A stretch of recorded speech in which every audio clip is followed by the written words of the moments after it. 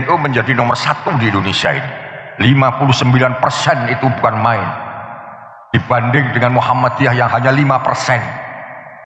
Tetapi apakah ketika kita bicara tentang kualitas juga semayoritas kuantitas kita? Bagaimana tingkat keilmuan warga NU? Bahkan yang paling menyedihkan hari-hari ini, yang menghiasi berbagai sosial media, yang saling berantem karena berbagai kepentingan dan latar belakang, adalah orang NU.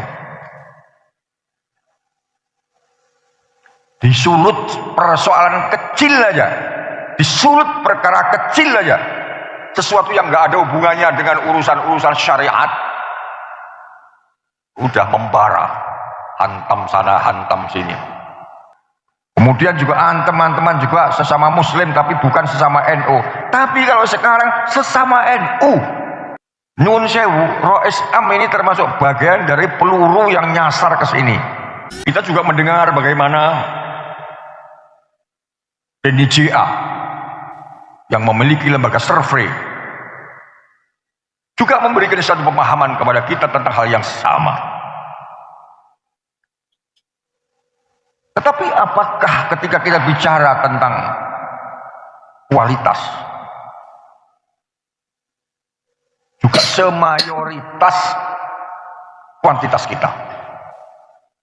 Bagaimana tingkat ekonomi warga NU? Bagaimana tingkat kesehatan warga NU? Bagaimana tingkat keilmuan warga NU? Bahkan yang paling menyedihkan hari-hari ini, yang menghiasi berbagai sosial media, yang saling berantem karena berbagai kepentingan dan latar belakang, adalah orang NU. Disulut persoalan kecil aja, disulut perkara kecil aja, sesuatu yang nggak ada hubungannya dengan urusan-urusan syariat, udah membara, hantam sana, hantam sini. Mungkin dulu yang tua-tua masih tahu, kalau dulu kita itu teman-teman sama PKI. Zaman dulu itu teman-teman sama PKI. Kemudian juga teman-teman juga sesama muslim tapi bukan sesama NU. Tapi kalau sekarang sesama NU, teman-teman, nyun sewu, Rois Am ini termasuk bagian dari peluru yang nyasar ke sini. Inilah namanya perang netizen, perang digital. Jadi perang dunia ketiga itu sudah terjadi hari ini, terutama perang melalui dunia sosial media. Kalau perang senjata ya memang mungkin baru-baru saja terjadi, Iran menghantam, Israel menghantam Iran dulu, kemudian dikirimi rudal dari Iran. Kemarin lusa Israel ngirim bom ke Syria. Ya mudah-mudahan tidak memancing negara-negara besar seperti Rusia dan Cina, Amerika untuk perang nuklir. Kalau perang nuklir terjadi, mati semua. Tapi perang digital sudah terjadi.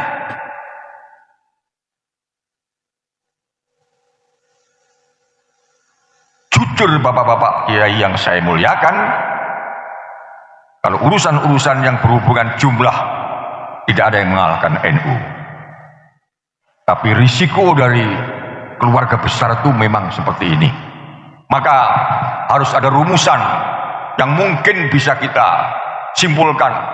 Bagaimana caranya membuat warga NU yang besar ini bisa menjadi sebuah kekuatan yang bersatu. Itu problem yang harus kita pikirkan. Antara NU dengan politisi-politisi NU tidak bisa bersatu. Antara politisi-politisi NU sendiri, ya, kader-kader NU yang jadi politisi, Yang satu di partai A, yang lainnya di partai B, nggak bisa bersatu.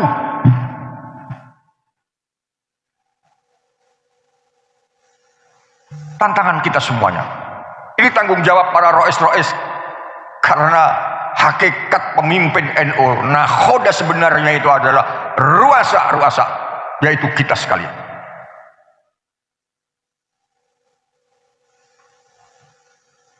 NU ini segalanya sudah punya lah. Mau model apa saja kita punya, mulai yang paling atas sampai paling bawah. NU kita punya. Mulai dari yang namanya menteri kita punya, sampai mungkin mudin-mudin di desa-desa, kita punya semuanya.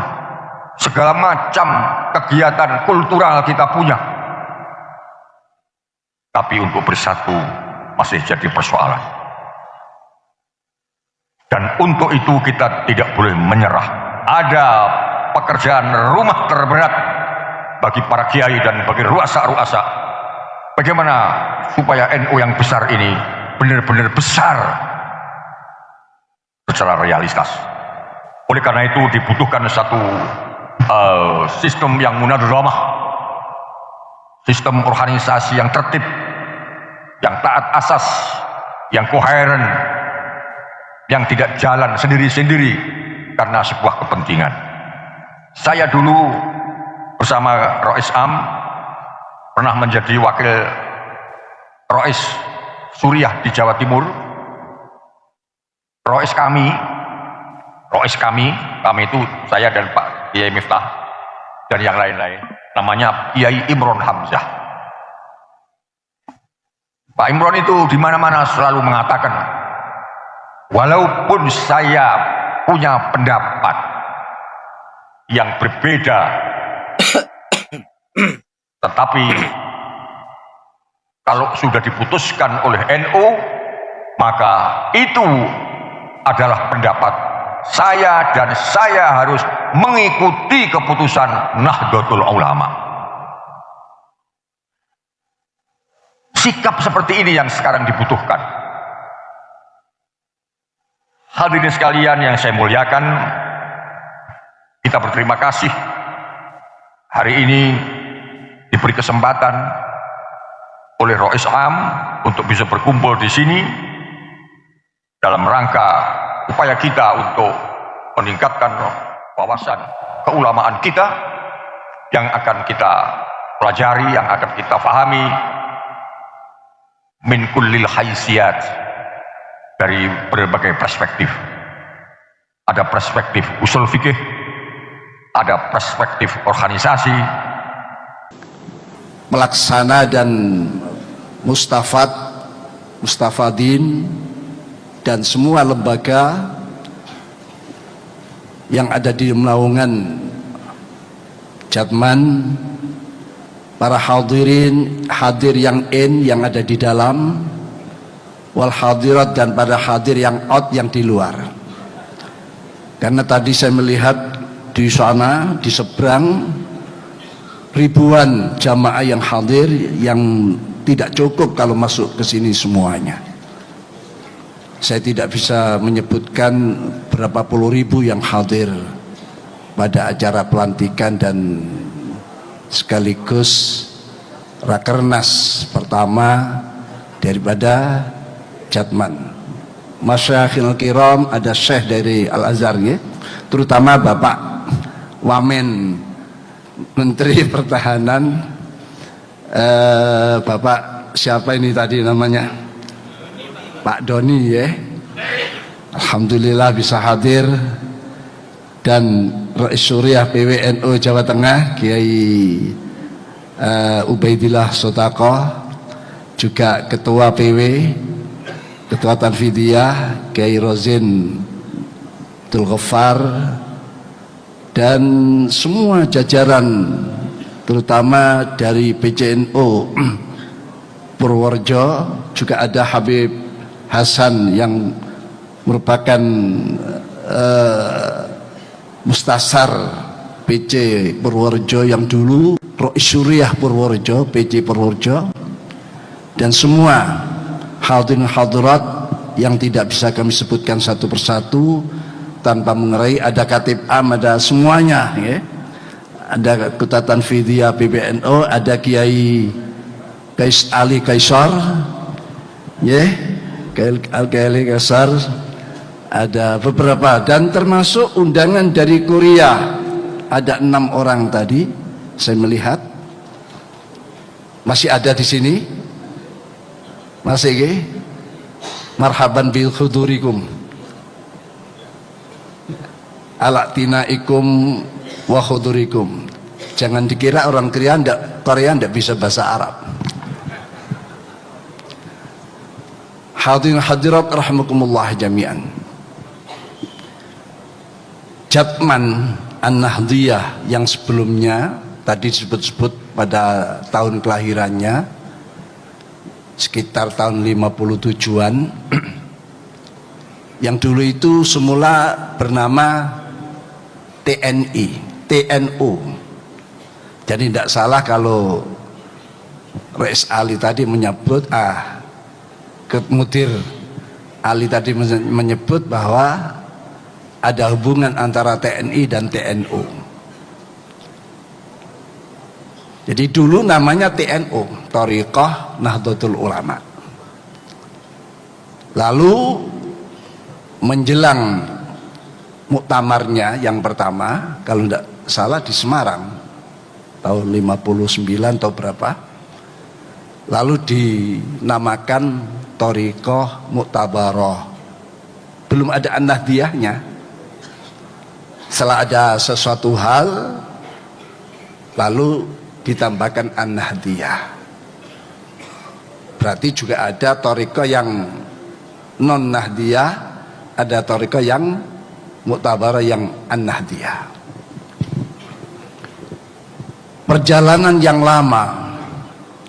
Memang ajaran Thariqah ini ya lahir bersamaan dengan lahirnya Islam, bahkan bagian dari Islam itu sendiri. Memang tua, tapi bukan berarti Thariqah yang berarti jam'iyah atau organisasi ini lebih tua daripada Jam'iyah Nahdlatul Ulama. Karena kelahiran Thariqah An-Nahdiyah ini kurang lebih pada tahun 57. Sedang Nahdlatul Ulama kelahirannya adalah pada tahun 26. Tapi masalah Thariqah alal maknal am, ya seperti apa yang dilakukan oleh Mbah Hasyim Asy'ari tadi yang diterangkan. Jadi Mbah Hasyim Asy'ari baiat talqin pada Syekh Abdul Mannan yang asal Termas. Waktu itu Jatman belum lahir ya, jauh Jatman belum lahir lah. Saya sangat senang sekali kalau pengurus NU semua itu berthariqah. Sangat senang sekali berthariqah, baik itu thariqah yang istilahian ala Indonesia, thariqah yang jam'iyah ini, atau thariqah yang anaknya daripada thariqah istilahian itu, yakni thariqah zikrian, zikirnya ya, rawatib-rawatibnya, aurat-auratnya. Tapi juga ada thariqah yang thariqah itu bentuknya lebih umum, yakni secara tadris, taklim dan sebagainya. Kalau semua warga Nahdlatul Ulama tidak pandang apakah itu pengurus atau bukan pengurus, berthariqah, itu memang keinginan kita semuanya. Cuma tentu thariqah yang dipilih oleh masing-masing kira-kira thariqah yang tetap bisa menjalankan roda organisasi dengan baik. Kalau semuanya baiat kepada thariqah dan thariqah itu adalah Jatman ini, ya saya kira organisasi Nahdlatul Ulama tidak jalan. Jadi ada masing-masing. Jadi dari segi thariqah itu sendiri, kelahirannya memang bersama dengan kelahiran atau turunnya Islam itu sendiri. Ya, jadi Islam, iman, dan ihsan itu di situ ada thariqah. Lalu di mana Nahdlatul Ulama dari Islam, iman, dan ihsan ini? Nahdlatul Ulama adalah miniatur Islam itu sendiri. Makanya Nahdlatul Ulama organisasinya disebut organisasi yang berakidah aswaja ahli sunnah wal jamaah. Ahli sunnah wal jamaah itu ya faham akidah yang seimbang, yang wasato, yang ada di tengah-tengah, yang selalu ada di jalan yang benar, di tracknya yang benar. Wa kadzalika ja'alnakum ummatan wasata litakunu syuhada 'alan nas wa yakuna ar-rasulu 'alaikum syahida. Jadi Nahdlatul Ulama itu miniatur Islam itu sendiri. Apa yang diperintah Islam ya diperintah Nahdlatul Ulama. Apa yang dilarang Islam ya dilarang oleh Nahdlatul Ulama. Jadi kita tidak membandingkan, sama. Cuma ada tugas-tugas masing-masing. Untuk Nahdlatul Ulama hanya nasibnya saja seperti saya ini, kok kebetulan nasibnya ada di struktural PBNU. Dan saya katakan bahwa kedudukan saya ini selalu darurat di NU itu. Sejak di cabang Surabaya, PWNU, PB itu darurat. Bukan normal, bukan. Makanya saya tidak berani mengaku sebagai Rois Am, itu tidak berani saya. Saya katakan saya ini Rois Awam. Atau kalau terpaksa mengatakan Rois Am, ya Rois Am KW3. Karena apa? Karena darurat. Ada situasi darurat muncullah saya. Kalau di situasi normal mungkin tidak muncul orang yang namanya Miftahul Akhyar. Jadi dalam keadaan situasi yang darurat, para kiai yang baru kita saksikan adalah kiai-kiai besar semua, kiai-kiai yang tentu sudah seimbang ya antara syariat dan hakikatnya, kiai-kiai yang selalu mempraktekkan tafaqqah dan tasawwufanya, bukan memisahkan antara tafaqqaha dan tasawwafa, atau dibalik atau sebaliknya tasawwafa wa tafaqqaha. Tapi ya tafaqqaha dan tasawwafa ini yang kita saksikan adalah beliau-beliau ini tadi. Fikihnya, syariatnya juga jalan dengan baik, tasawufnya juga jalan dengan baik. Ini mendatangkan bahwa tasawuf yang dijalankan dan menjadi ajaran daripada thariqah itu sangat tinggi nilainya. Bagaimana tidak? Imam Ghazali saja telah menyatakan, saya menerjuni lautan fikih atau syariat, saya selamat sampai pada pantainya. Saya menerjuni lautan falsafat, saya pun berenang dan sampai pada tujuan. Saya menerjuni lautan ketauhidan, saya pun sampai pada pantai dalam keadaan selamat. Tapi begitu saya menerjuni ketasawufan, saya tenggelam di dalam ilmu tasawuf itu. Dalam arti bisa dikatakan tidak seperti menerjuni lautan fikih, lautan tauhid dan lautan falsafat. Kenapa? Karena tingginya ilmu tasawuf itu. Dan itu menjadi ajaran daripada Jatman ini tadi. Jadi jangan dianggap remeh Jatman ini. Karena apa? Karena isi dan ajarannya adalah ketasawufan. Ya. Jadi pembersihan hati dan selalu mendidik spiritual. Di samping tidak lupa juga pendidikan yang dohiriyah, yang merupakan sunnatullah yang ada di tengah-tengah kita, tapi juga spiritualitasnya ini juga menjadi perhatian yang sangat tinggi. Maka lahirlah orang-orang yang benar, tidak sekadar pinter, ya, tapi bener yo pinter. Itulah yang ada dalam Thariqah An-Nahdiyah atau Jatman ini. Bersyukurlah Nahdlatul Ulama memiliki banom yang bernama Jatman Jam'iyah Thariqah Mu'tabarah An-Nahdiyah ini.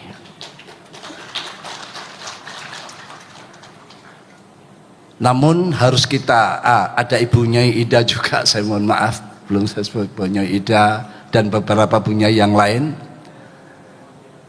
Ya. Ini melihat jam tadi sudah hampir jam 2, jadi saya agak tergesa-gesa ini.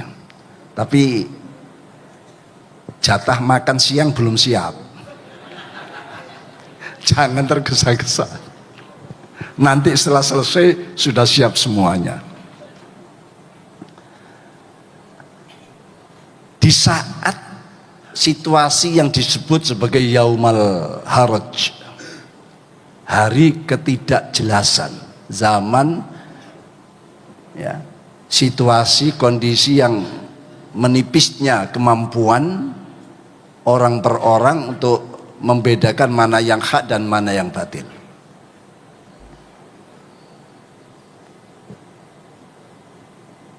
Sebagai tanda itu akhir zaman. Bagaimana Rasulullah SAW bersabda, hadis daripada sahabat Abdullah bin Amr bin As menyatakan, yughirbalun nas gharbalatan fatabqa khuthalah minan nas.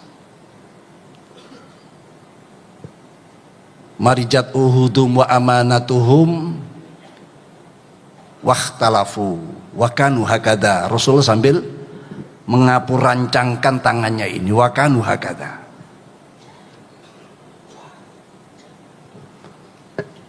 Qalu wa kaifa bina ya Rasulullah?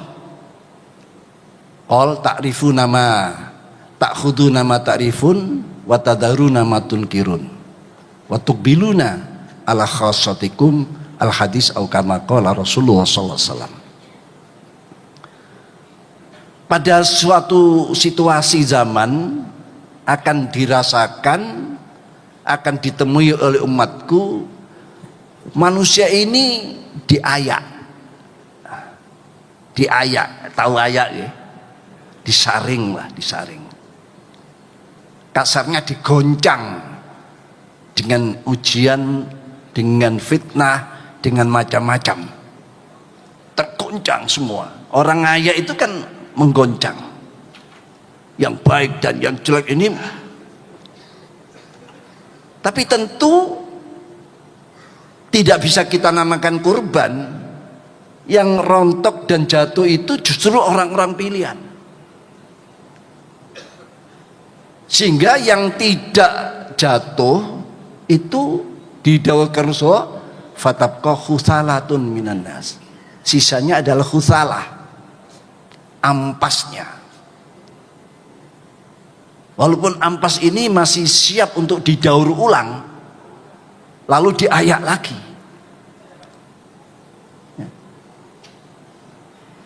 Lah yang rontok ini pilihan, memang itu yang dicari. Seperti orang yang sedang ngayak tepung, yang dicari yang ini, yang bagus-bagus, yang tersaring itu tadi. Tapi karena guncangan yang begitu dahsyat, Rasulullah apalagi menyatakan marijat uhudum wa amanatum wakhtalafu, campur aduklah baiat mereka, perjanjian mereka, ikrar mereka, wa amanatum, dan amanah mereka pun menjadi campur aduk, mana yang amanah, mana yang ghanimah, sehingga terjadi berbalik-balik, amanah jadi ghanimah.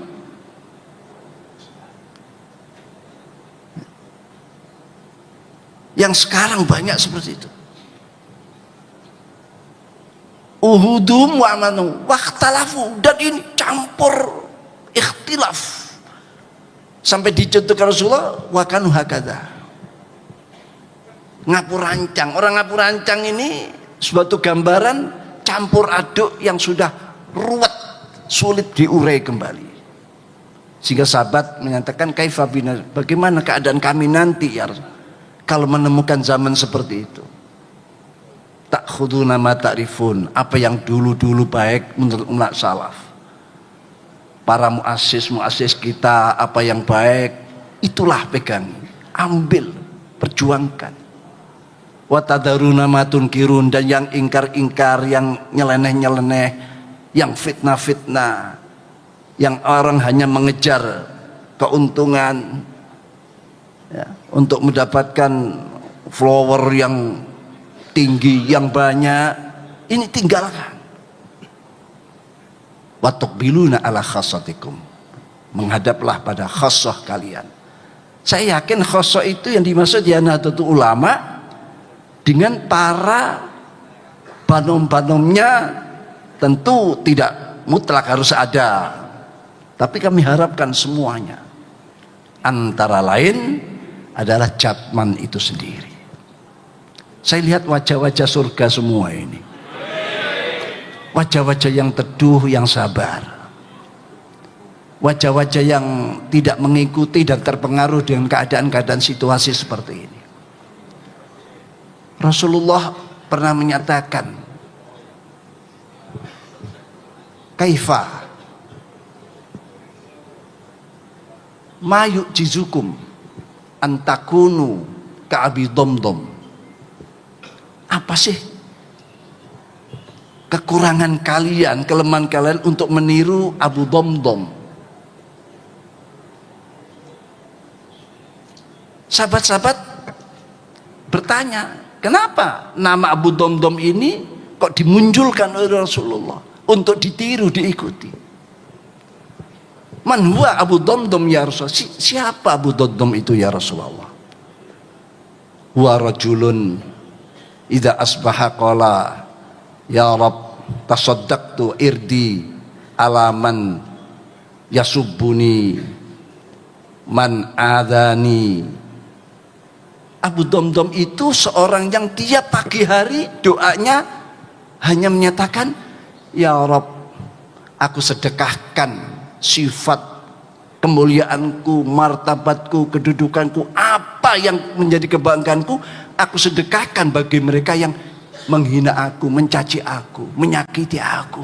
Mereka saya sedekahkan biar saya menjadi kurban caci maki mereka. Mereka orang yang mau menyakiti aku, orang yang menghina aku, aku sedekahkan sifat-sifat yang aku miliki ini, kalau itu disebut sifat yang baik. Sehingga Rasulullah, kenapa kamu kok tidak ingin meniru si Abu Domdom? Lah, situasi saat inilah ujian-ujian yang berat. Mungkin apa yang saya sampaikan saat ini nanti Kiai Halawani, Kiai Ilmaskur dan semuanya sudah muncul di YouTube untuk digoreng, untuk dirujak, ya, diapakan.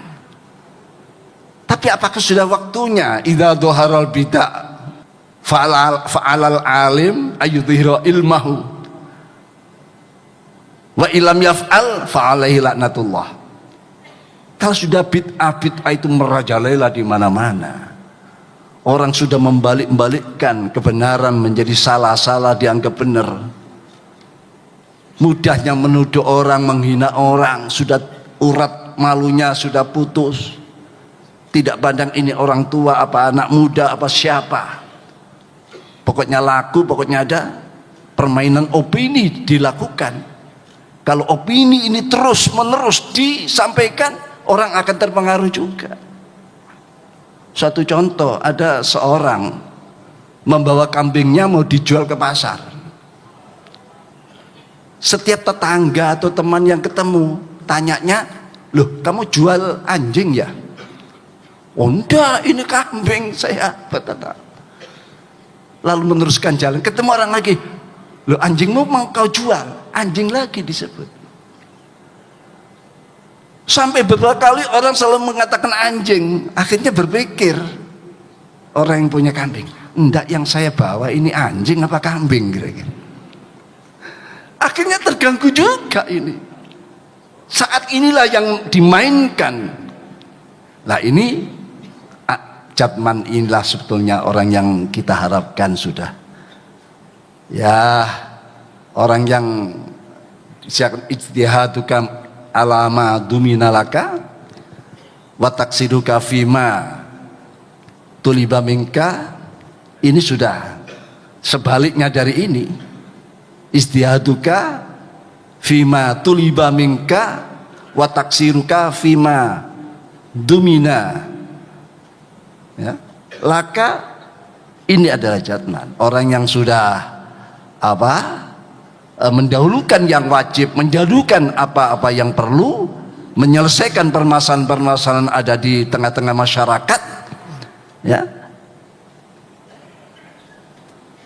Tanda orang-orang yang basirnya hidup. Orang yang basirnya mati, yang dalilun alanti masil basirah, orang yang istihaduka fima duminalaka wa taksiruka fima tuliba minka dalilun alanti masil basirah minka, yaitu orang-orang yang berupaya memeras keringat, membanting tulang, bahkan dibalik-balik, membantingi keringat, memeras tulang saking nemennya. Tapi yang diupayakan sekeras-kerasnya itu sesuatu yang sudah ditanggung Allah, sudah dijamin Allah, sudah kamu ini saya tanggung, tapi ikhtiar. Justru ini malah siang malam menghabiskan waktu, menghabiskan usia hanya untuk mendapatkan apa yang sudah dijamin oleh Allah. Sedangkan apa yang diperintah oleh Allah, melaksanakan amar ma'ruf munkar, ini dia sembrono. Ini tanda orang-orang yang hatinya sudah buta lah kan, terhapus. Inilah kami harapan PBNU pada Jatman yang baru dilantik. Semoga ya mengambil atau mewakili PBNU untuk bisa banyak menyelesaikan masalah-masalah yang mungkin tidak bisa dilakukan sendiri oleh PBNU, baik di pusat maupun di daerah, bahkan di tengah masyarakat. Apalagi beliau-beliau ini adalah orang-orang yang sudah menjadi tauladan di tengah-tengah masyarakat, ya. Ini harapan kami. Ya tentu PBNU juga terus ya akan mengupayakan bersama-sama, ya. Ya itu tadi bedanya kita dengan Jatman, PBNU hanya beda nasib gitu saja. Mungkin nanti nasib panjenengan di PBNU, nasibnya PBNU di Jatman.